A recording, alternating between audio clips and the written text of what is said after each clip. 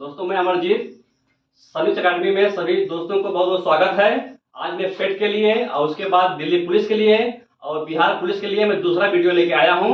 अब आप लोग आगे देखिए क्वेश्चन जो है किस प्रकार से आया हुआ है। जो भी क्वेश्चन मैं लिया हूं प्रीवियस क्वेश्चन लिया हूं जो परीक्षा में पूछा गया है और जो भी मैं पढ़ाऊंगा आप लोग को एनालिसिस करके पढ़ाऊंगा। आप देखिए पहला क्वेश्चन क्या कह रहा है।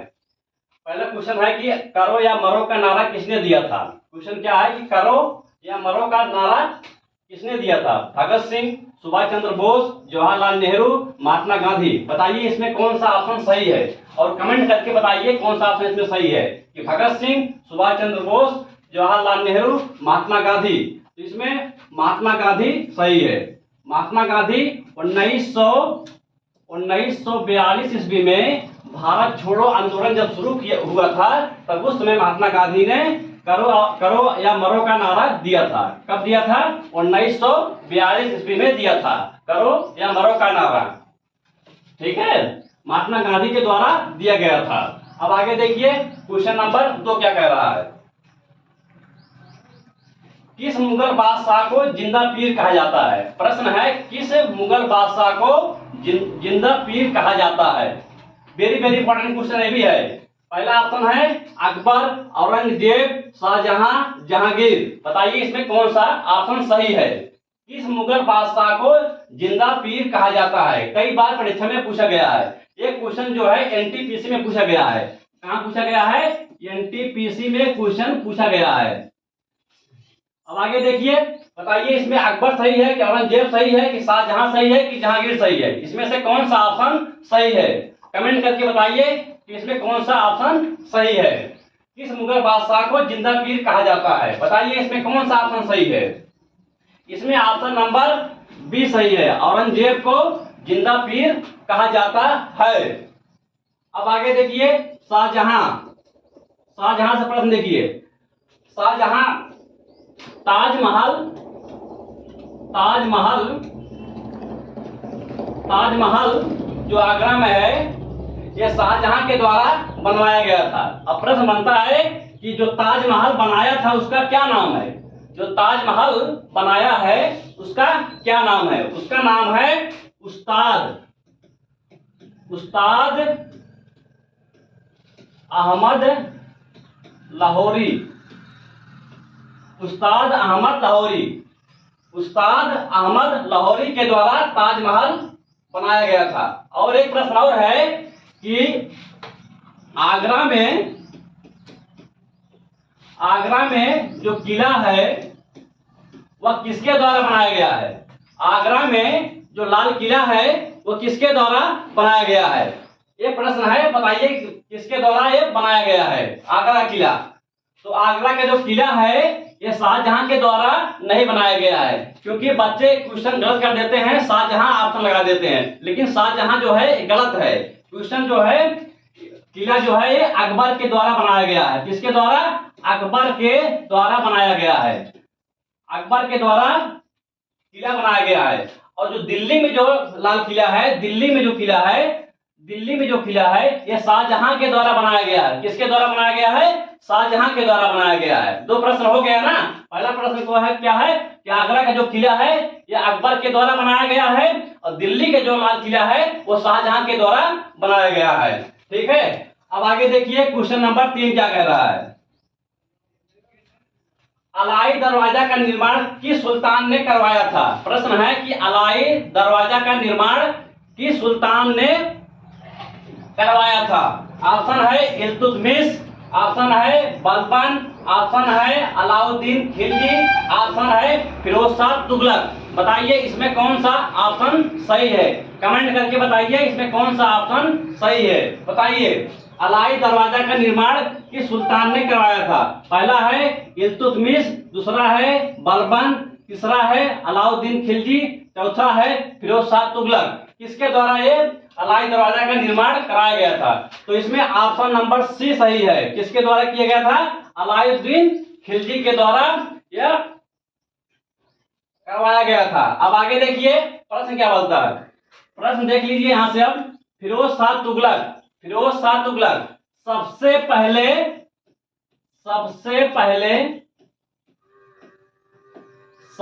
पहले नहरों का निर्माण, सबसे पहले नहरों का निर्माण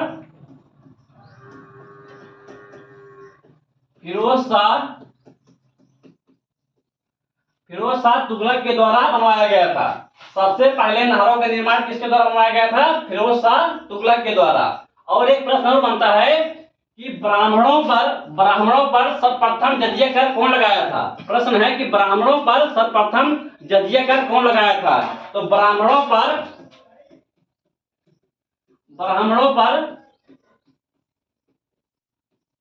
सर्वप्रथम जजिया कर फिरोज शाह तुगलक लगाया था। कौन लगाया था? फिरोज शाह तुगलक लगाया था। सर्वप्रथम ब्राह्मणों पर जजिया कर फिरोज शाह तुगलक ने लगाया था। अब आगे देखिए, बलबन जो था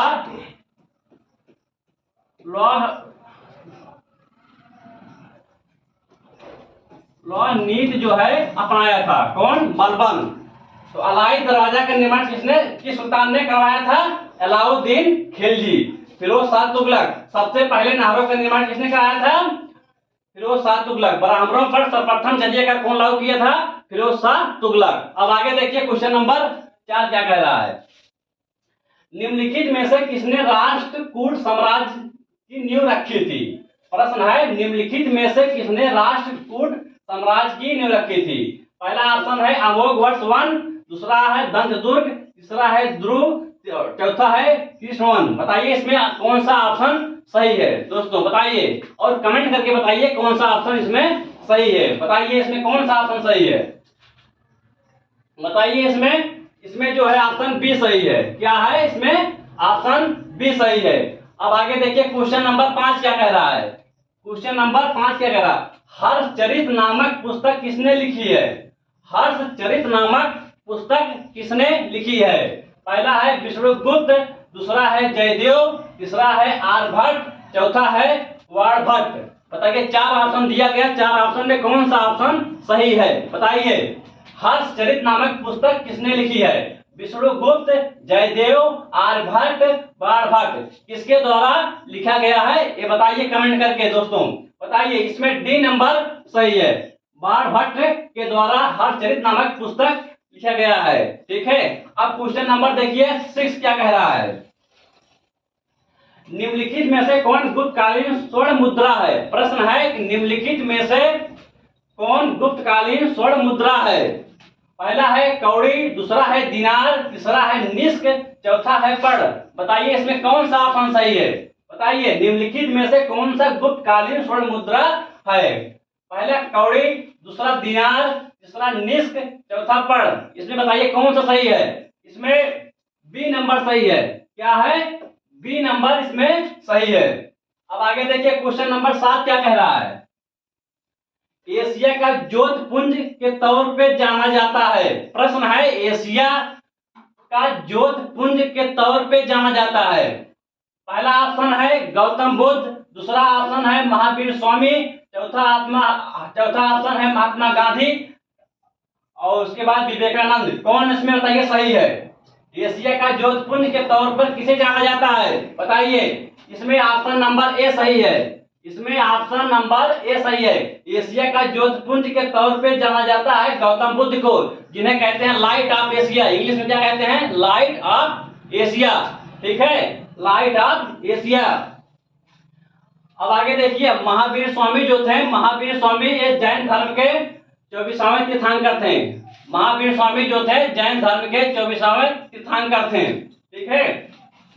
अब आगे देखिए क्वेश्चन नंबर 8 क्या कह रहा है। शेर पंजाब के नाम से कौन मशहूर थे? शेर पंजाब के नाम से कौन मशहूर थे? बताइए इसमें वेरी वेरी इंपॉर्टेंट क्वेश्चन है। बताइए शेर पंजाब के नाम से कौन मशहूर है? ये क्वेश्चन पूछा गया था एसएसबी में। एसएसबी में पूछा गया था, हेड कांस्टेबल में।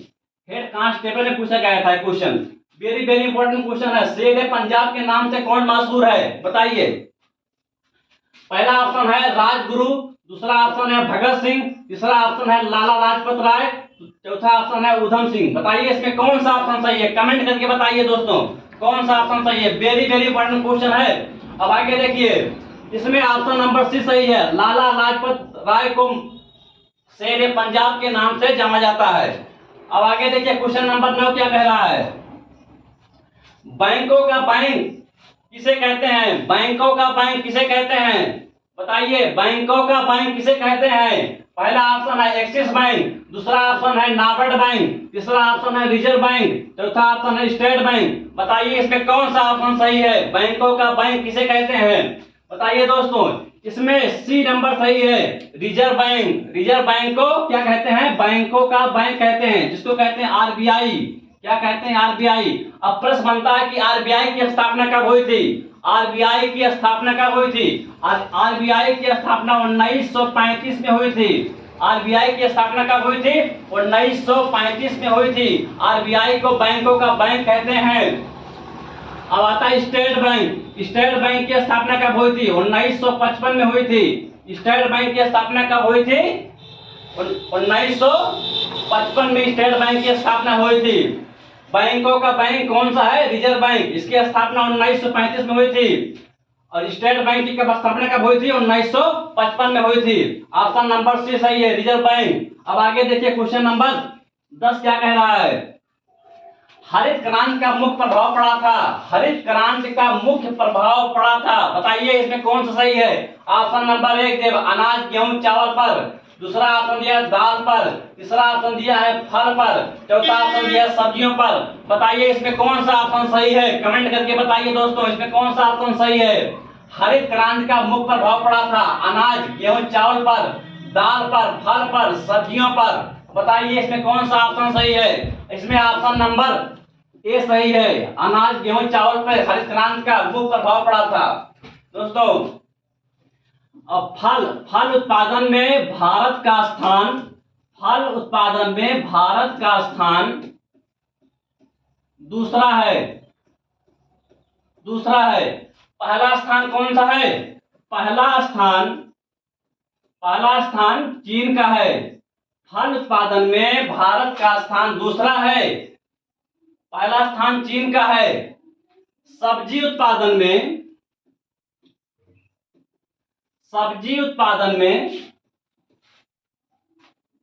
चीन का स्थान प्रथम है। चीन का स्थान प्रथम है।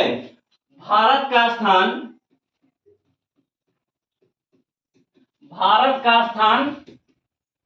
दूसरा है। भारत का स्थान दूसरा है। सब्जी उत्पादन में भारत का स्थान दूसरा है, चीन का स्थान प्रथम है। फल उत्पादन में चीन का स्थान प्रथम है, भारत का स्थान दूसरा है। अब आगे देखिए क्वेश्चन नंबर 11 क्या कह रहा है। भारत में वित्तीय वर्ष प्रारंभ होने की तिथि है। वेरी वेरी इंपॉर्टेंट क्वेश्चन है, कई बार परीक्षाओं में पूछा गया है। भारत में वित्तीय वर्ष प्रारंभ होने की तिथि है। पहला 1 अप्रैल, दूसरा 1 जनवरी, तीसरा 1 मई, चौथा 1 नवंबर। बताइए इसमें कौन सा ऑप्शन सही है? दोस्तों, जो क्वेश्चन बहुत इंपॉर्टेंट है, बताइए, कई बार परीक्षा में पूछा गया है। भारत में वित्तीय वर्ष प्रारंभ होने की तिथि है 1 अप्रैल, 1 जनवरी, 1 मई, 1 नवंबर। बताइए इसमें कौन सा सही ऑप्शन है? इसमें दोस्तों ऑप्शन नंबर ए सही है। इसमें ऑप्शन नंबर ए सही है, 1 अप्रैल। ठीक है, वेरी वेरी इंपॉर्टेंट क्वेश्चन ये है। 1 मई को कौन सा दिवस मनाया जाता है? 1 मई को कौन सा दिवस मनाया जाता है? 1 मई को मजदूर दिवस मनाया जाता है। क्या मनाया जाता है? मजदूर दिवस मनाया जाता है दोस्तों। 1 मई को मजदूर दिवस मनाया जाता है, जिसको बोलते हैं श्रमिक दिवस। क्या बोलते हैं? श्रमिक दिवस। 1 मई को मजदूर दिवस या हम कहें श्रमिक दिवस मनाया जाता है। भारत में वित्तीय वर्ष प्रारंभ होने की तिथि क्या है? 1 अप्रैल। दोस्तों, अब आगे देखिए क्वेश्चन नंबर 12 क्या कह रहा है। आपके सामने 12 क्वेश्चन आ रहा है।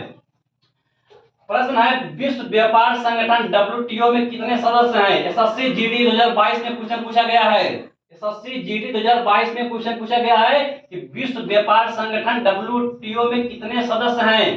क्वेश्चन नंबर है 12। ऑप्शन है 164, ऑप्शन है 145, ऑप्शन है 152, ऑप्शन है 142। बताइए इसमें कौन सा ऑप्शन सही है? कमेंट करके बताइए, जिससे मुझे भी मालूम होए कितना आप लोग को आ रहा है। बताइए इसमें कौन सा सही है? विश्व व्यापार संगठन WTO में कितने सदस्य हैं? बताइए। एसएससी जीडी 2022 में पूछा गया क्वेश्चन है। इसमें ए नंबर सही है, 164 देश WTO में है। कितने कितने हैं? 164 देश हैं। ठीक है। अब प्रश्न बनता है WTO का मुख्यालय कहाँ पे है? WTO का मुख्यालय कहाँ पे है? जनेवा में है। WTO का मुख्यालय कहाँ है? जनेवा में। जनेवा में WTO के मुख्यालय है। ठीक है। 164 सदस्य हैं। विश्व व्यापार संगठन WTO में कितने सदस्य हैं? 164। जनेवा में इसका मुख्यालय है। कहाँ पे है? जनेवा में इसका मुख्यालय है। अब आगे देखिए क्वेश्चन नंबर 13 क्या कह रहा है? आपके सामने 13 नंबर क्वेश्चन आ रहा है। संविधान का कौन सा भाग नागरिकता के लिए प्रावधान से संबंधित है? बताइए इसमें कौन सा सही है? संविधान का कौन सा भाग नागरिकता के प्रावधानों से संबंधित है? एसएससी जीडी 2022 में क्वेश्चन पूछा गया है। वेरी वेरी इंपॉर्टेंट क्वेश्चन है दोस्तों। बताइए इसमें कौन सा सही है? ऑप्शन नंबर भाग 2, ऑप्शन नंबर भाग 3, ऑप्शन नंबर भाग 4, ऑप्शन नंबर भाग 5। बताइए इसमें कौन सा सही है? बताइए जल्द से जल्द बताइए, कमेंट करके भी बताइए कौन सा ऑप्शन सही है। इसमें इंपॉर्टेंट क्वेश्चन है। मैं जो भी क्वेश्चन लिया हूं सभी इंपॉर्टेंट क्वेश्चन लिया हूं और प्रीवियस ईयर्स में पूछा गया क्वेश्चन लिया हूं। बताइए इसमें कौन सा ऑप्शन सही है? भाग 2 सही है कि भाग 3 सही है कि भाग 4 सही है कि भाग 5 सही है? बताइए इसमें कौन सा ऑप्शन सही है? इसमें भाग 2 सही है। क्या सही है? भाग 2 सही है। अब देखिए भाग 3 में क्या दिया गया है? भाग 3 में मौलिक अधिकार दिया गया है। भाग 3 में क्या दिया गया है? मौलिक अधिकार दिया गया है। क्या दिया है? मौलिक अधिकार दिया गया है। भाग 3 में मौलिक अधिकार दिया गया है। भाग 3 में मौलिक अधिकार दिया गया है। मौलिक अधिकार 12 से 35 तक है। कितना तक है? 12 से 35 तक मौलिक अधिकार दिया गया है। 12 से 35 तक मौलिक अधिकार दिया गया। भाग 3 में क्या है? मौलिक अधिकार दिया गया 12 से 35 तक है। अब आगे देखिए भाग 4 में क्या दिया गया है? भाग 4 में दिए गए नीति निर्देशक तत्व दिया गया है। नीति निर्देशक तत्व दिया गया है।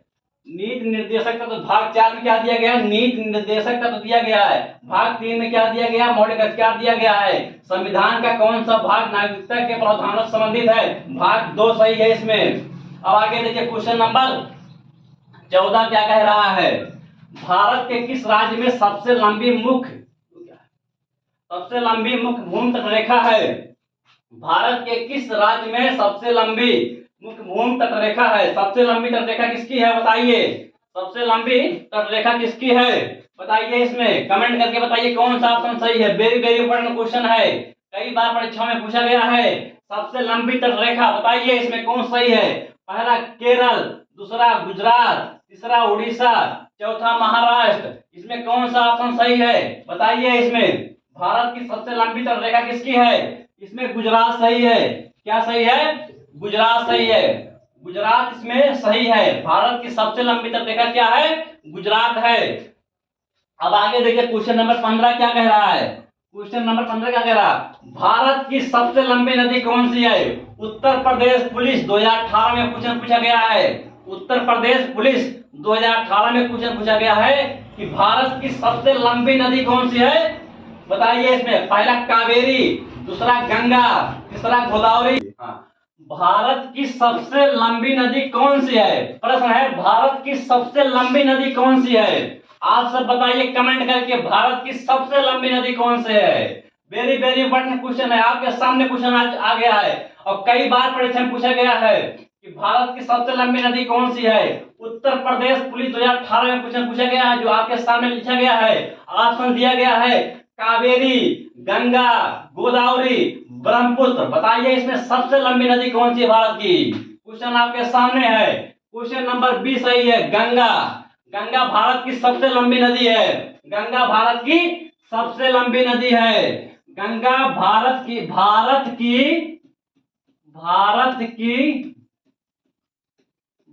की सबसे पवित्र नदी है।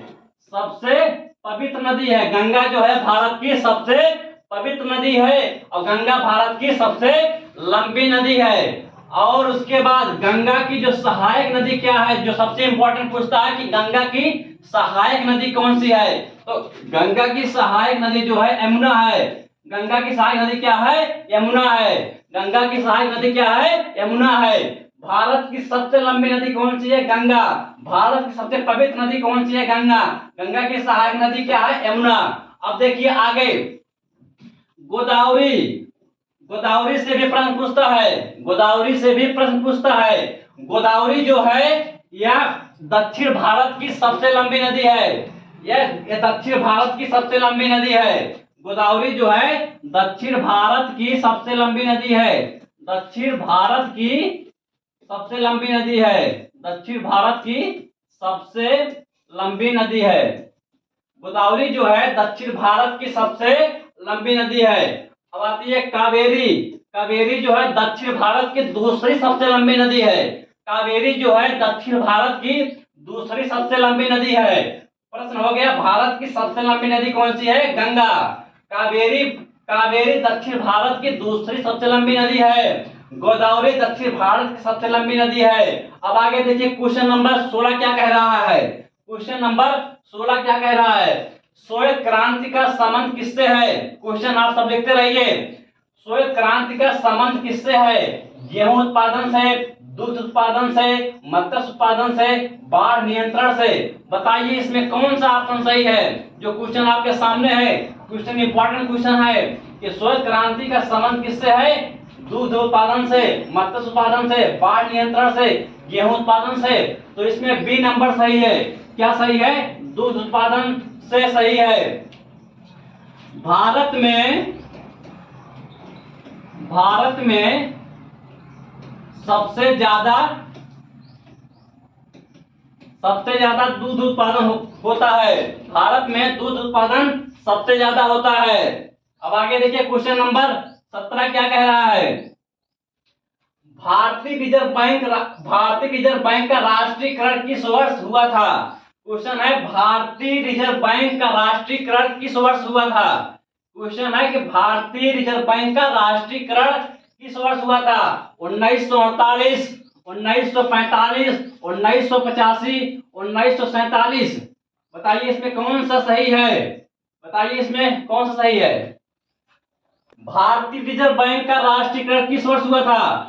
भारतीय रिजर्व बैंक का राष्ट्रीयकरण किस वर्ष हुआ था? बताइए। 1948, 1945, 1985, 1949। बताइए कब हुआ था? भारतीय रिजर्व बैंक का राष्ट्रीयकरण किस वर्ष हुआ था? 1949 में हुआ था। 1949 में हुआ था। स्थापना कब हुई थी? 1935 में स्थापना हुई थी। 1935 में स्थापना हुई थी। राष्ट्रीयकरण कब हुआ था?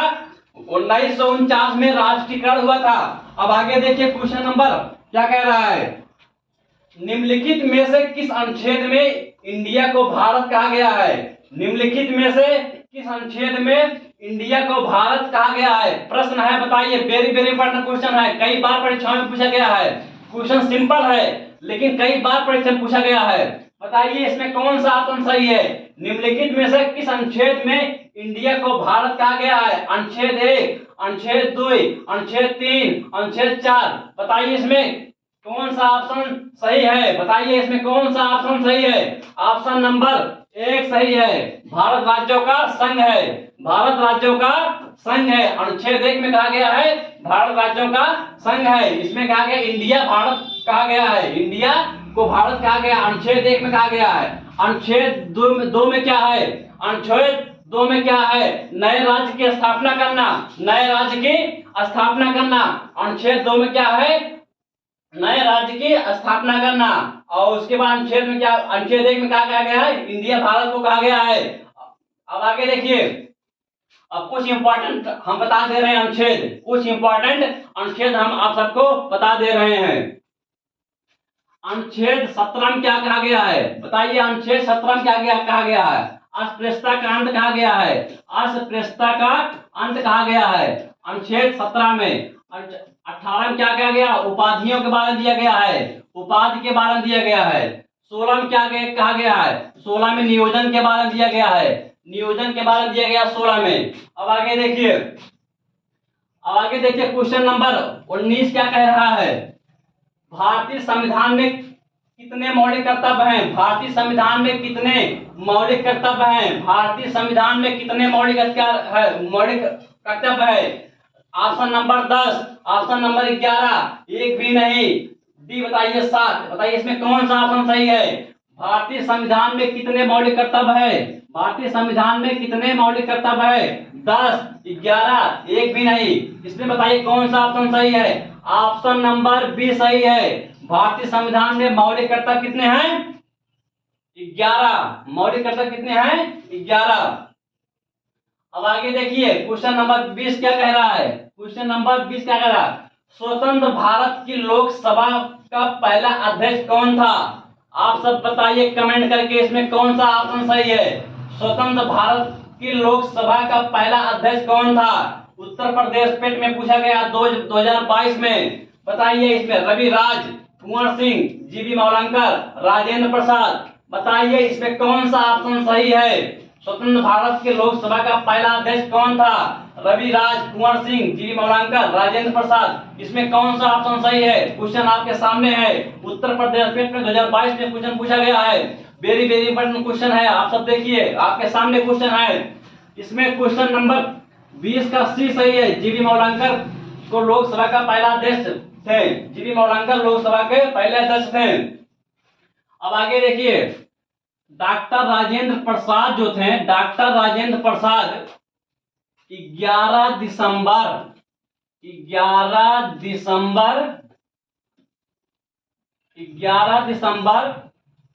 1946 ईस्वी में 11 दिसंबर 1946 ईस्वी में संविधान सभा की जब प्रथम बैठक हुई थी, द्वितीय बैठक हुई थी दिल्ली में, उस समय राजेंद्र प्रसाद को अस्थाई सदस्य बनाया गया था। अस्थाई सदस्य बनाया गया था। डॉक्टर राजेंद्र प्रसाद को 11 दिसंबर 1946 में जब द्वितीय बैठक हुई थी तो उस समय इनको अस्थाई सदस्य बनाया गया था। अब आगे देखिए क्वेश्चन नंबर 21 क्या कह रहा है? इलाहाबाद हाई कोर्ट की स्थापना कब हुई थी? उत्तर प्रदेश पेट 2022 में क्वेश्चन पूछा गया है। इलाहाबाद हाई कोर्ट की स्थापना कब हुई थी? 1865 में हुई थी, 1866 में हुई थी, 1996 में 16 में हुई थी, 1867 में हुई थी। बताइए इसमें कौन सा ऑप्शन सही है? इलाहाबाद हाई कोर्ट की स्थापना कब हुई थी? 1865 में हुई थी, 1866 में, 1916 में, 1867 में। तो बताइए इसमें कौन सा ऑप्शन सही है? कमेंट करके बताइए इसमें कौन सा ऑप्शन सही है। बताइए इसमें कौन सा ऑप्शन सही है? इलाहाबाद हाई कोर्ट की स्थापना कब हुई थी? दोस्तों कमेंट करके बताइए और उसके बाद लाइक भी कर दीजिए एक बार। बताइए इसमें कौन सा सही है? ऑप्शन नंबर बी सही है। 1866 ईस्वी में इलाहाबाद हाई कोर्ट की स्थापना की गई थी। पहले आगरा में हाई कोर्ट था, उसके बाद यहाँ इलाहाबाद में आ गया हाई कोर्ट। अब आगे देखिए क्वेश्चन नंबर 22 क्या कह रहा है? विजयनगर राज्य की स्थापना किस वंश ने की थी? प्रश्न है विजयनगर राज्य की स्थापना किस वंश ने की थी? विजयनगर राज्य की स्थापना किस वंश ने की थी? दोस्तों लाइक कर दीजिए, उसके बाद अपने दोस्तों के बीच में शेयर भी कर दीजिए, सब्सक्राइब भी कर लीजिए। विजयनगर राज्य की स्थापना किस वंश ने की थी? पहला है तुलु वंश, दूसरा है संगम वंश, तीसरा है सालो वंश, चौथा है देवराय वंश। बताइए इसमें कौन सा ऑप्शन सही है? विजयनगर राज्य की स्थापना किस वंश ने की थी? इसमें ऑप्शन नंबर बी सही है, संगम वंश। संगम वंश। विजयनगर राज्य की स्थापना किस वंश ने की थी? संगम वंश ने की थी। बताइए इसमें कौन सा ऑप्शन सही है? संगम वंश। विजयनगर की राजधानी क्या थी? हम्पी। विजयनगर की राजधानी क्या थी? विजयनगर की राजधानी क्या थी? हम्पी। विजयनगर की राजधानी क्या थी? हम्पी। विजयनगर की राजधानी क्या थी? हम्पी। विजयनगर राज्य की स्थापना किस वंश ने की थी? संगम वंश। विजयनगर की राजधानी क्या थी? हम्पी। अब आगे देखिए क्वेश्चन नंबर 23 क्या कह रहा है? महमूद गजनवी ने भारत पर कितनी बार आक्रमण किया था? वेरी वेरी इंपॉर्टेंट क्वेश्चन है। क्वेश्चन साधारण है, सिंपल है, लेकिन परीक्षा में पूछा गया क्वेश्चन है। बताइए महमूद गजनवी ने भारत पे कितनी बार आक्रमण किया था? बताइए 15 बार किया था, 16 बार किया था, 17 बार किया था, 7 बार किया था। बताइए इसमें कौन सा ऑप्शन सही है? बताइए आप लोग। दोस्तों आप सब कमेंट करिए और उसके बाद लाइक करिए, अपने दोस्तों के बीच में शेयर भी कर लीजिए, सब्सक्राइब भी कर लीजिए, जिससे मेरा अगला वीडियो कल आएगा तो आपके पास पहुंच जाएगा जब आप सब्सक्राइब करते रहेंगे। तो इसीलिए मैं कह रहा हूं कि लाइक भी करिए, सब्सक्राइब भी करिए और अपने दोस्तों के बीच में शेयर कर लीजिए। मैं डेली जो है आपके सामने प्रैक्टिस कराता रहूंगा, वीडियो लाता रहूंगा। अब आगे देखिए, महमूद गजनवी ने भारत पर कितनी बार आक्रमण किया था? 17 बार आक्रमण किया था। कितनी बार किया था? 17 बार आक्रमण किया था। महमूद गजनवी ने भारत पर कितनी बार आक्रमण किया था? 17 बार आक्रमण किया था। इसका जो सबसे प्रसिद्ध आक्रमण था, इसका महमूद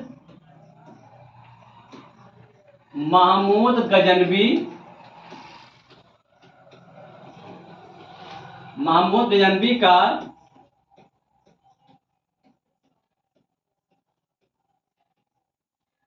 सबसे प्रसिद्ध आक्रमण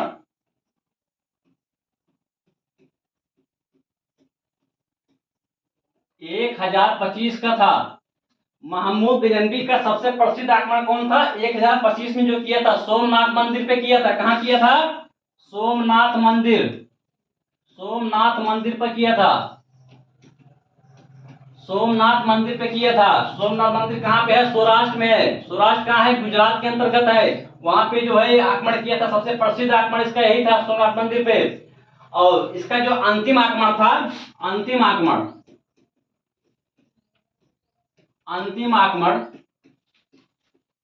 1027 में था। इसका अंतिम आक्रमण कब था? 1027 में। और इसका जो प्रसिद्ध आक्रमण कब था? 1025 में। कहां किया था? सोमनाथ मंदिर में। सोमनाथ मंदिर कहां पे है? सौराष्ट्र में। सौराष्ट्र कहां है? गुजरात में है। अब आगे देखिए, क्वेश्चन नंबर 24 क्या कह रहा है? भारत सेवक समाज की स्थापना किसने की थी? भारत सेवक समाज की स्थापना किसने की थी? पहला बाल गंगाधर तिलक, दूसरा गोपाल कृष्ण गोखले, सुरेंद्र नाथ बनर्जी, दादा भाई नौरोजी। बताइए इसमें कौन सा ऑप्शन सही है? भारत सेवक समाज की स्थापना किसने किया था? बताइए। पहला ऑप्शन इसमें बाल गंगाधर तिलक, दूसरा गोपाल कृष्ण गोखले, तीसरा सुरेंद्र नाथ बनर्जी, चौथा दादा भाई नौरोजी। बताइए इसमें कौन सा ऑप्शन सही है? इसमें ऑप्शन नंबर बी सही है। इसमें ऑप्शन नंबर बी सही है। गोपाल कृष्ण गोखले ने भारत सेवक समाज की स्थापना किया था। अब बताइए आगे, क्वेश्चन नंबर 25 क्या कह रहा है? क्वेश्चन नंबर 25 क्या कह रहा है? किस नदी को बांग्लादेश में पद्मा के नाम से जाना जाता है? किस नदी को बांग्लादेश में पद्मा के नाम से जाना जाता है? वेरी वेरी इंपॉर्टेंट क्वेश्चन दोस्तों, वेरी वेरी इंपॉर्टेंट क्वेश्चन दोस्तों। कई बार परीक्षाओं में पूछा गया है, किस नदी को बांग्लादेश में पद्मा के नाम से जाना जाता है? पहला ऑप्शन है ब्रह्मपुत्र नदी, दूसरा ऑप्शन है गंगा, तीसरा है दामोदर, चौथा है झेलम। बताइए किस नदी को बांग्लादेश में पद्मा के नाम से जाना जाता है दोस्तों? बताइए, बहुत इंपॉर्टेंट क्वेश्चन है जो आपके सामने है, ऑप्शन भी दिया गया है, कई बार परीक्षाओं में पूछा गया है। वो है गंगा। गंगा नदी जब बांग्लादेश में पहुंचती है तब इसका नाम बदल जाता है, तब इसका नाम पद्मा हो जाता है। क्या हो जाता है? पद्मा। पद्मा। बांग्लादेश में पद्मा के नाम से गंगा नदी को जाना जाता है। अब आगे देखिए क्वेश्चन आगे देखिए क्या कह रहा है? काजीरंगा राष्ट्रीय उद्यान किसके लिए प्रसिद्ध है? काजीरंगा राष्ट्रीय उद्यान किसके लिए प्रसिद्ध है? क्वेश्चन है, काजीरंगा राष्ट्रीय उद्यान किसके लिए प्रसिद्ध है? बताइए। गैंडा के लिए, हाथी के लिए, बाघ के लिए, हिरन के लिए।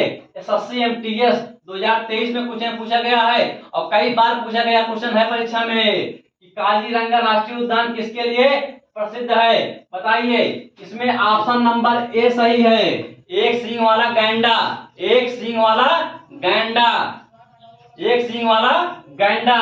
काजीरंगा राष्ट्रीय उद्यान किसके लिए प्रसिद्ध है? गैंडा के लिए प्रसिद्ध है। एक सींग वाला गैंडा वहां पे पाया जाता है। ठीक है।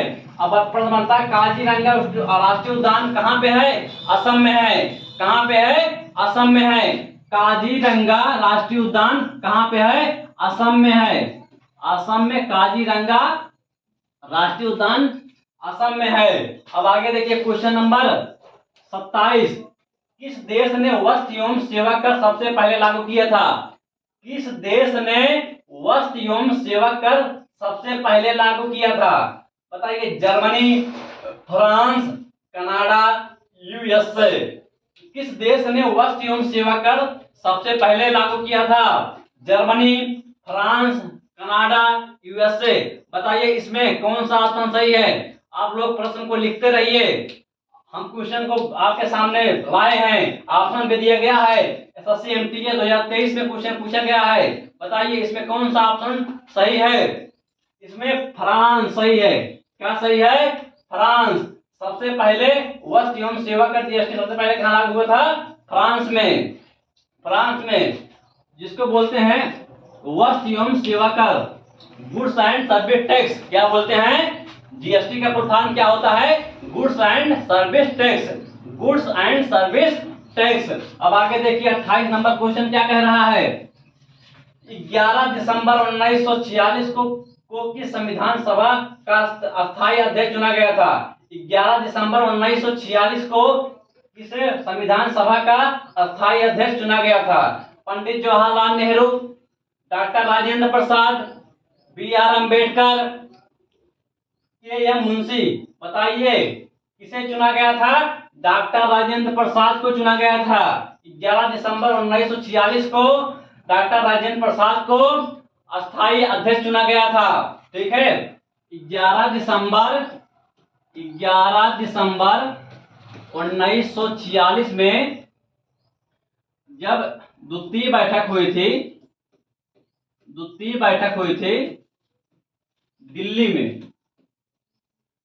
जब द्वितीय बैठक हुई थी, तब उस समय डॉक्टर राजेंद्र प्रसाद को अस्थायी सदस्य बनाया गया था। और 9 दिसंबर 1946 ईस्वी में जब प्रथम बैठक हुई थी,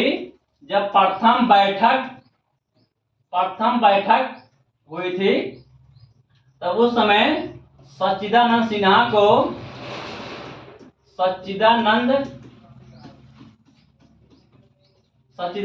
को अस्थायी सदस्य बनाया गया था।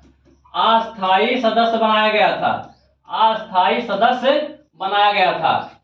11 दिसंबर 1946 को द्वितीय बैठक हुई थी दिल्ली में। उस समय डॉक्टर राजेंद्र प्रसाद को अस्थायी सदस्य बनाया गया था। और उसके बाद 9 दिसंबर 1946 में जब प्रथम बैठक हुई थी, तब उस समय अस्थायी सदस्य डॉक्टर सच्चिदानंद सिन्हा को बनाया गया था। अब आगे देखिए, 11 दिसंबर 1946 को किस संविधान सभा को अस्थायी अध्यक्ष चुना गया था? डॉक्टर राजेंद्र प्रसाद को। इसमें ऑप्शन नंबर बी सही है। अब देखिए, बी आर अम्बेडकर को संविधान का जनक माना जाता है। बी आर अम्बेडकर को संविधान का जनक माना जाता है। ये क्वेश्चन लिख लीजिए, संविधान का जनक किसे माना जाता है? बी आर अम्बेडकर को। और बी एन राय को सलाहकार नियुक्त किया गया था। अब आगे देखिए 29 नंबर क्वेश्चन क्या कह रहा है? भारतीय संविधान की आत्मा किसे कहा गया है? क्वेश्चन है, भारतीय संविधान की आत्मा किसे कहा गया है? पहला, धार्मिक स्वतंत्रता को, दूसरा समानता का अधिकार, तीसरा संवैधानिक उपचारों का अधिकार, चौथा जो है प्रस्तावना। बताइए इसमें कौन सा ऑप्शन सही है? भारतीय संविधान की आत्मा किसे कहते हैं? बताइए आप सब कमेंट करके बताइए कि भारतीय संविधान की आत्मा किसे कहते हैं? प्रस्तावना को कहते हैं। प्रस्तावना को भारतीय संविधान की आत्मा कहते हैं। अब आगे देखिए, क्वेश्चन नंबर 30 क्या कह रहा है?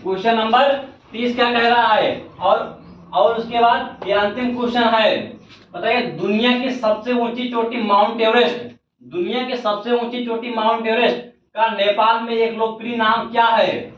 दुनिया की सबसे ऊंची चोटी माउंट एवरेस्ट का नेपाल में एक लोकप्रिय नाम क्या है? बताइए दोस्तों, और कमेंट करके बताइए कि कौन सा ऑप्शन सही है। और दोस्तों, यह वीडियो जो है शेयर करिए, कमेंट करिए, लाइक करिए, जिससे मैं अगला वीडियो लाऊं आपके सामने पहुंच जाए।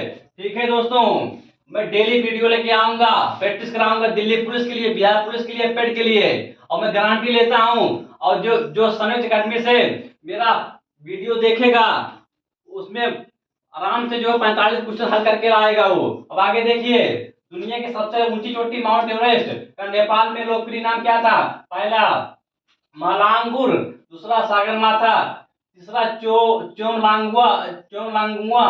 अब देखिएगा खुमबुस्ते। बताइए इसमें कौन सा ऑप्शन सही है दोस्तों? बताइए दुनिया की सबसे ऊंची चोटी माउंट एवरेस्ट का नेपाल में क्या नाम था दोस्तों? बताइए। इसमें बी सही है। क्या सही है? बी सही है, सागर माथा। सागर माथा दुनिया की सबसे ऊंची चोटी माउंट एवरेस्ट का नेपाल में एक लोकप्रिय नाम क्या था? सागर माथा। दोस्तों 30 क्वेश्चन हो चुका है आपके सामने। 30 क्वेश्चन में लाया था, 30 क्वेश्चन हो चुका है। और जो भी क्वेश्चन मैं लाया हूं दोस्तों, वेरी वेरी इंपॉर्टेंट क्वेश्चन है जो परीक्षा में पूछा गया है और कई बार पूछा गया है। और मैं जो भी क्वेश्चन लाऊंगा सब इंपॉर्टेंट क्वेश्चन लाऊंगा परीक्षा के दृष्टि से। और मैं गारंटी लेता हूं, आप दिल्ली पुलिस या बिहार पुलिस या उत्तर प्रदेश पुलिस किसी का भी एग्जाम देंगे, अगर उसमें 50 क्वेश्चन है तो 45 क्वेश्चन आप करके आएंगे। ठीक है, अगर 25 क्वेश्चन है तो आप 20 क्वेश्चन करके आएंगे, मैं गारंटी लेता हूं। क्योंकि मैं जो भी क्वेश्चन लिया हूं इंपॉर्टेंट लिया हूं, अच्छा क्वेश्चन लिया हूं दोस्तों। धन्यवाद।